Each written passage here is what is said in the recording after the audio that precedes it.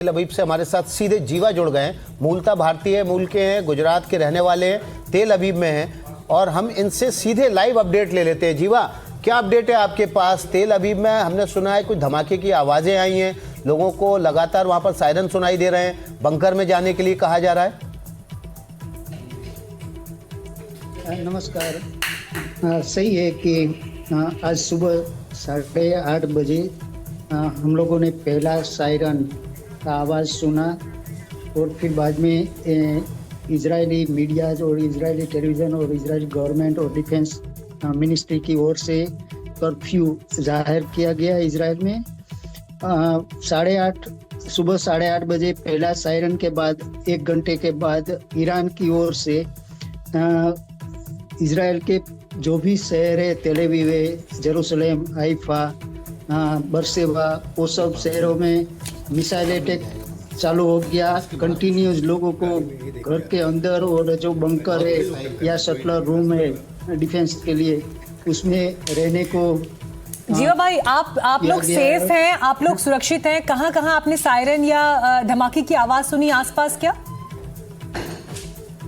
हाँ, हम जो मेरा हाउस है, मेरा रेसिडेंट है, वो तेल अवीव के पास है, बेन गुरियन एयरपोर्ट और तेल अवीव के पास।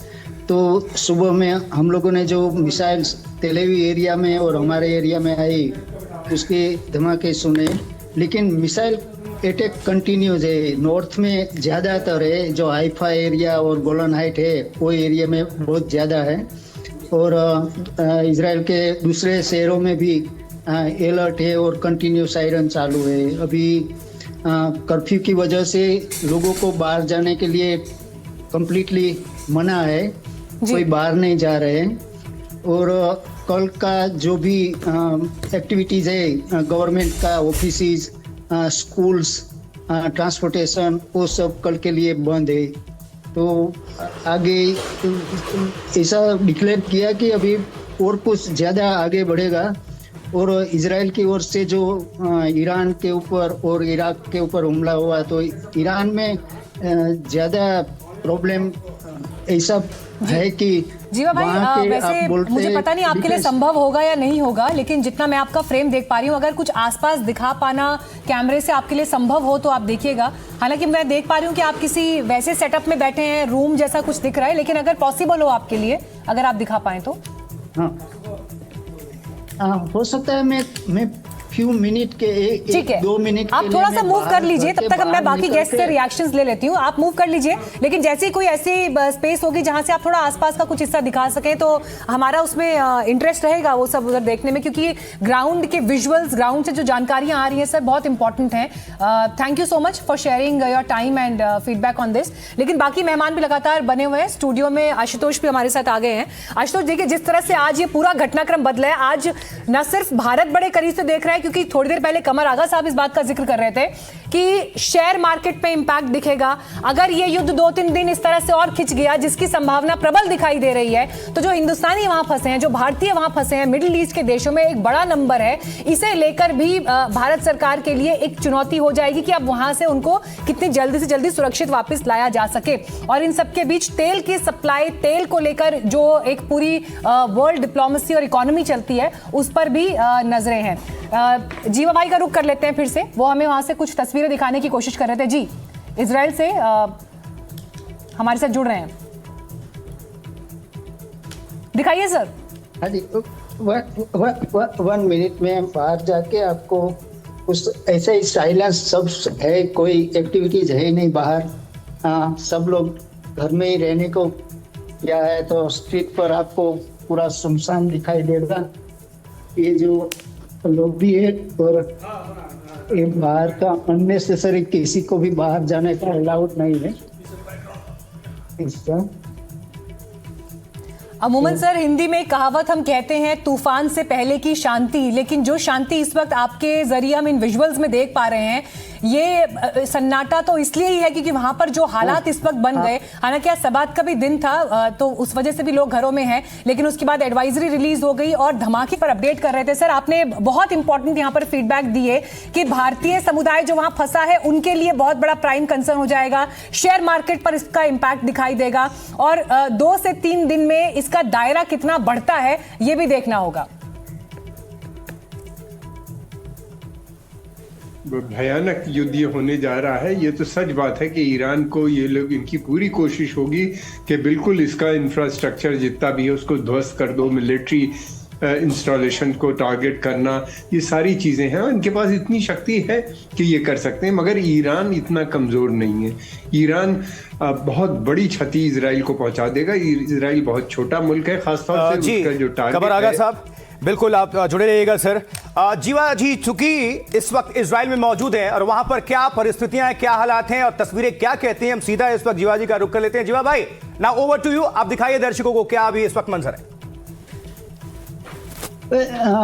यहाँ कर्फ्यू जैसा, टोटली कर्फ्यू जैसा है। लोगों को बाहर जाने के लिए मना है। सब लोगों को शटलर में, बोले तो बंकर में, वही जगह पर रहने को गवर्नमेंट ने अनाउंस किया है। और सिचुएशन ऐसा बोल रहे हैं कि ये थोड़ा लंबा चलेगा। इजराइल के जो अभी तक का जितना भी हुआ उसमें मैक्सिमम टेक्नोलॉजी की वजह से हम लोग पूरे सुरक्षित है। हम लोगों को कोई घबराहट नहीं है। इजराइल ये वॉर जीत जाएगा ईरान के साथ। और जो भी सिचुएशन इजरायली लोग है कि वो परमानेंट सॉल्यूशन है। ये जो अटैक है अमेरिका और इजराइल की ओर से ईरान के साथ, वो लंबे टाइम से चलने वाला। अभी सायरन चालू हो गया और अलर्ट आया तो मैं बंकर में जाना पड़ेगा मेरे को, और एक मिसाइल आ रही है। नहीं सर, आप बिल्कुल पहले आप अपनी सेफ्टी का ध्यान रखिए और जो वहां पर आपको जो भी एडवाइस किया जा रहा है उसको फौरन इंप्लीमेंट करिए।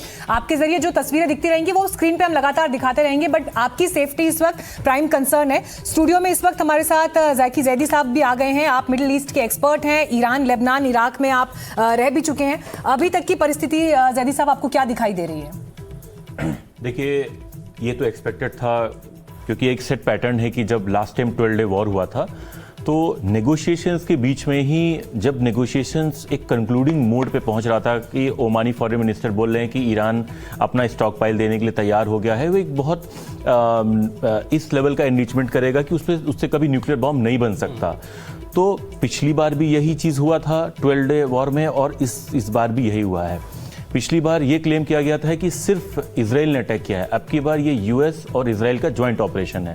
तो it's a clear cut aggression.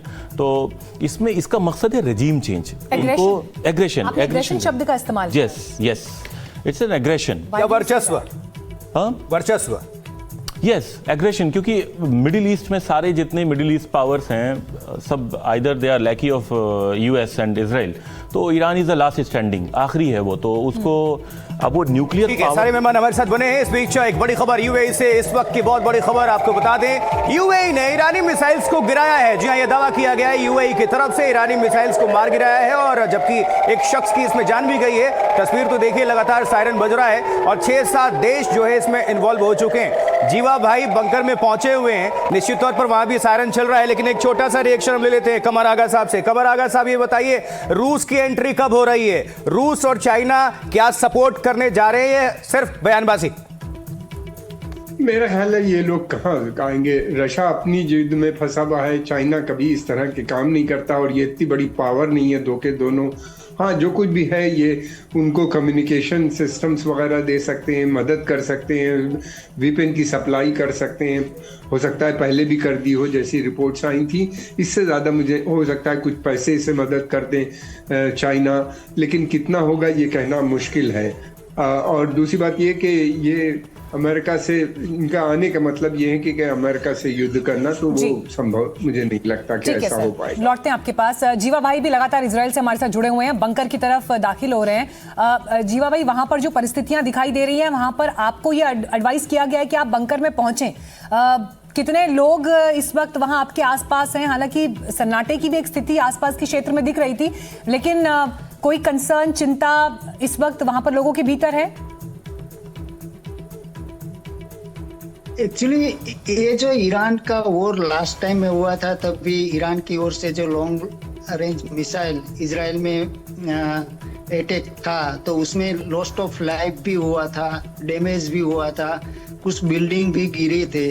तो जब भी यमन की ओर से या लेबनान की ओर से या गाजा की ओर से जो मिसाइल आती है, उससे ज़्यादा पावरफुल मिसाइल ईरान की ओर से इजराइल में आई थी और वो अटैक हुआ था और उसमें अच्छा खासा डैमेज भी हुआ था इजराइल में। तो ईरान की अभी जो सिचुएशन है वो ज़्यादा सीरियसली हम लोग लेते हैं। हम कोई ऐसा नहीं सोचते कि जो IDF इजराइल डिफेंस मिनिस्ट्री की ओर से हम लोगों को बताया जा रहा है, अलर्ट भेजा जा रहा है, हम लोगों को शटलर में रहने को बोला जा रहा है, तो सब लोग वो फॉलो अप करते हैं और ज्यादा सीरियसली फॉलो अप करते हैं जी, क्योंकि वो लॉन्ग रेंज मिसाइल रहती है और वो डैमेज कर सकती है, वो लॉस्ट ऑफ लाइफ। बिल्कुल जीवा जी, आप नजर बनाकर रखिएगा, दोबारा आपका आप रुख करेंगे, एक छोटा सा रिएक्शन लेंगे हम मेजर जनरल जीजे द्विवेदी जी से। द्विवेदी साहब, आपसे जानना चाहेंगे, देखिए डोनाल्ड ट्रंप ने तो अब ये सब करा दिया है, 6-7 देश तो अब इसमें इन्वॉल्व हो गए हैं, लेकिन हमने अभी तक जो सुना था या जो अभी देखा है, मिलिट्री बेस जहां पर भी है, यूएस की उपस्थिति जहां पर भी है, ईरान वहां टारगेट करेगा या कर रहा है, लेकिन जहां जहां नहीं भी है वहां भी टारगेट कर रहा है, तो जो निर्दोष हैं वो भी लपेटे में आएंगे। किस तरह से आप इसको देख रहे हैं? देखो, युद्ध में कोई ऐसी सीमा रेखा नहीं होती है, युद्ध में पूरा जो बैटलफील्ड है वो ओपन होता है, और आज आप ये नहीं कह सकते कि अटैक जो है सिर्फ बेसिस पे हो सकता है, अटैक बेसिस के बाहर भी हो सकता है। तो इसलिए ये देखे जाते हैं कि हर एक देश अपने टारगेट लेता है, आप अंधाधुंध मिसाइल नहीं दागते हैं, आप पहले टारगेट सिलेक्शन करते हैं और टारगेट सिलेक्शन के बाद जो आप टारगेट इंगेज करते हैं। तो जहां भी वो टारगेट देखते हैं कि टारगेट की अहमियत है या उसकी इंपॉर्टेंस है, वो टारगेट जो है वो इंगेज किए जाते हैं। और एक सवाल आपने और भी किया था कि क्या रशिया या चाइना इसके बीच में आएंगे, वो नहीं, इसके बीच में डायरेक्टली नहीं आएंगे, क्योंकि चाइना आज तक कभी किसी के युद्ध में एक्सरसाइज तो किया था सर अभी कुछ दिन पहले ही, वो सिर्फ क्या दिखाने के लिए जॉइंट एक्सरसाइज तो अभी हुआ था ईरान के साथ, रशिया ने किया था कुछ दिन पहले ही, ज्यादा दिन हुआ भी नहीं, तो क्या वो सिर्फ देखो, ये डिप्लोमेसी होती है, डिप्लोमेसी में आप कई कुछ करते हैं, पर डिप्लोमेसी में ये नहीं कि आपकी अलायंस बन जाती है। तो ये आजकल जो डिप्लोमेसी बहुत तरफा है, यानी कि मल्टीलैटरल है, तो ये नहीं कह सकते कि आपने एक एक्सरसाइज किया है तो आप युद्ध के मैदान में भी उनके साथ आ जाएंगे, नहीं, ऐसी बात नहीं होती है, क्योंकि एक्सरसाइज डिप्लोमेसी साथ साथ चलती है। चलिए, युद्ध में कंधे से कंधा मिलाकर खड़े होना और एक जॉइंट मिलिट्री एक्सरसाइज में साथ में शामिल होना, ये बताता है कि जिस समय कथनी और करनी में इम्प्लीमेंटेशन का क्या फर्क होता है। लेकिन जीवा भाई मतलब सारी ट्रीटी जो है मीनाक्षी वो अनवैलिड हो जाती है इस वक्त। जी, इजराइल में इस वक्त जीवा भाई बैठे हुए हैं तेल अवीव में, अभी क्या स्थिति है सर?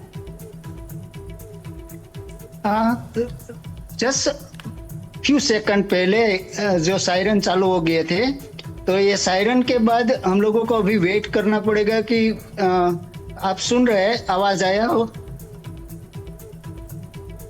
जी, आप तक पहुंची होगी, लेकिन फिलहाल यहां तक नहीं आई है।